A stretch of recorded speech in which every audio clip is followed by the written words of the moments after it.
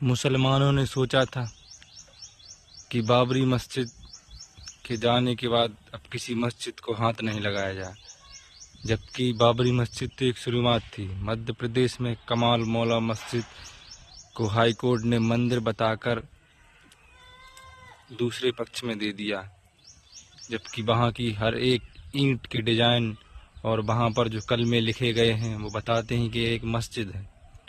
और सच तो ये है कि किसी भी मंदिर में मेंबर नहीं होता, और ये 700 साल पुरानी मस्जिद को भी मुसलमानों से छीन लिया गया है। आवाज हमारी कौन सुने, हम किसको। तुम अपनी औलादों की ईमान की हिफाजत नहीं कर सकोगे। वो वक्त आएगा कि तुम नमाज पढ़ना चाहोगे, तुम्हें मस्जिद के अंदर दाखिल नहीं होना। तुम्हें मस्जिदों में खुदा की किबरियाई को बुलंद करने की इजाजत नहीं।